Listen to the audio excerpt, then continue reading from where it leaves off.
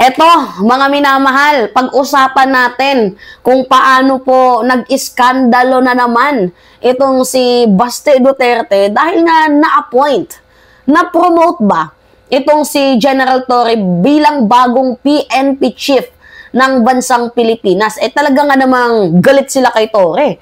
Si Torre ba naman ang humuli kay Kibuloy? 'Di ba?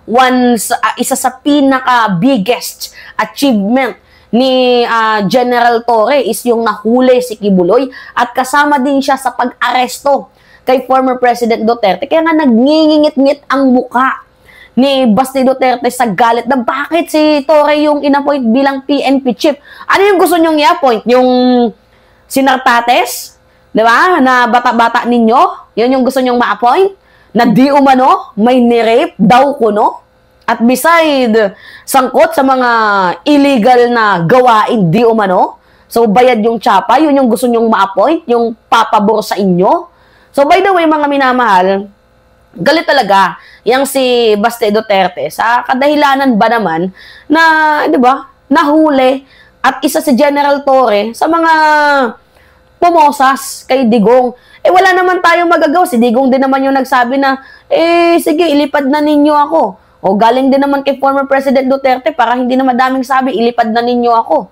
Di ba mga minamahal? Tapos ngayon, galit na galit kayo kay General Torre. Kasalanan ba namin na meron kayong ginawang krimen sa bansang Pilipinas? Kasalanan ba namin na meron kayong war on drugs? Madami kayong pinatay ng mga inosenteng buhay? Sino ba yung lumapit sa ICC? Di ba ang Pilipinas? Ang mga tao sa Pilipinas, tayo yung lumapit.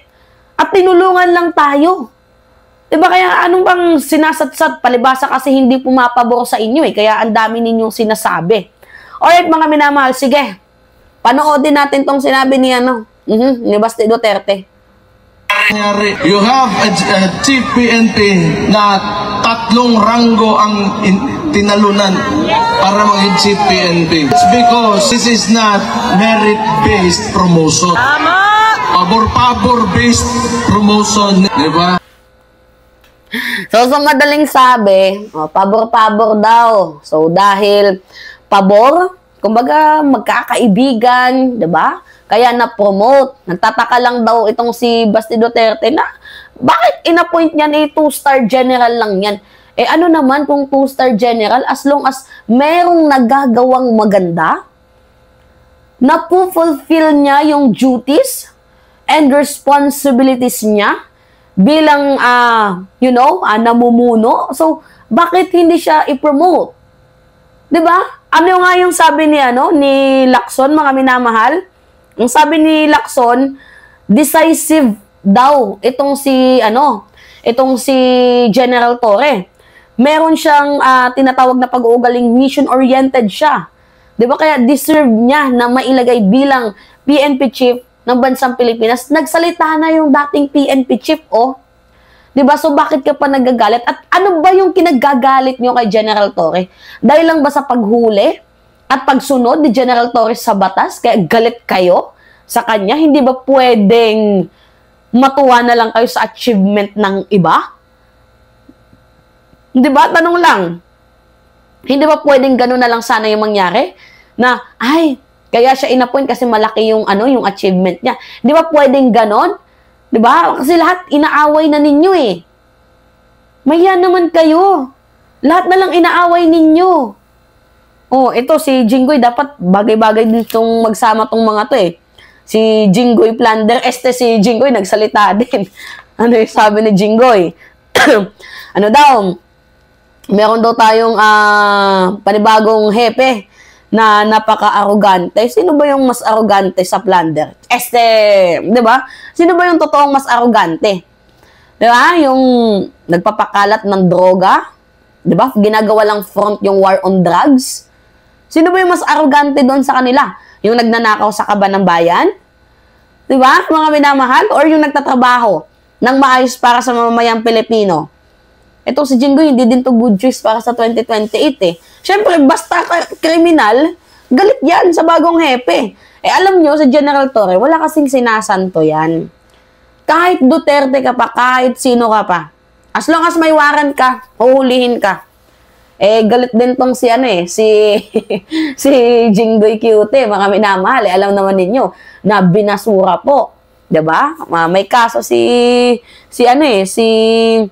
tawag dito, si Jinggoy Estrada na binasura ng hindi siya napagbigyan sa kanyang plea, 'di ba? Ng Sandigang Bayan. So baka isa din sa humuli kay Jinggoy Estrada itong si Torre.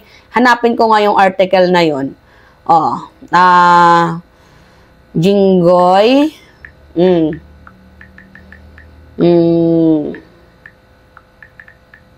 hinahanap ko. Sandigang Bayan Jinggoy dismiss plea. 'Di ba? Ito, sobrang linaw ng balita. Alright. Alright.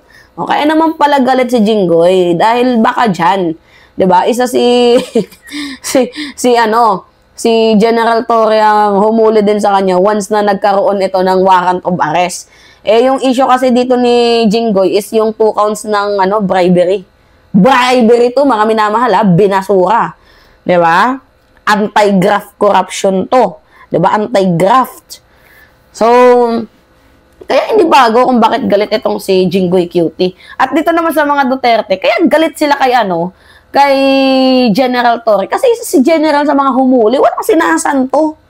'Di ba? Kahit anong pilido na meron ka, walang sinasanto. Itong itong si General Torre. At naman yung kakayahan ninyo para questionin kung bakit inappoint ni PBBM yang si General Torre, ba't hindi nyo na nalang hayaan? 'Di ba? Mga arogante. Gusto laging pumapabor sa kanila. Hindi nyo lang kasi matanggap na talagang makatao itong si General Torre. Kaya good choice, 'di ba? Pinili siya ng presidente.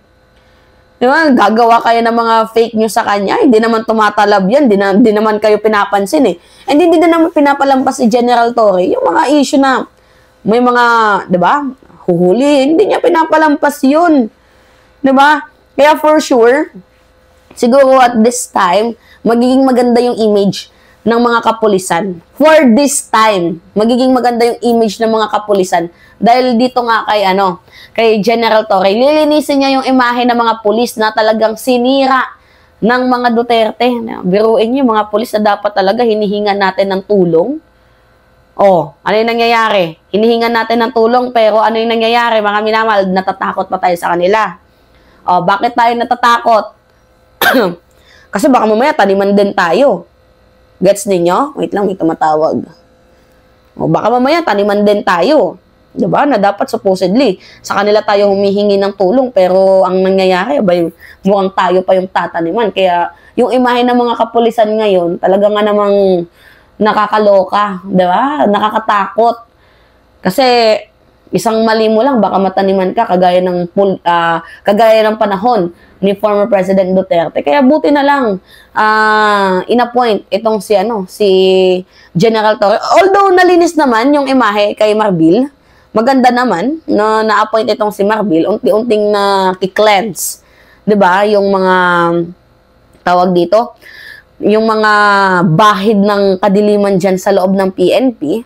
Kasi isa din sa may malaking tulong dyan yung DILG Secretary si Benhur Abalos. Diba? Na-promote pa natin.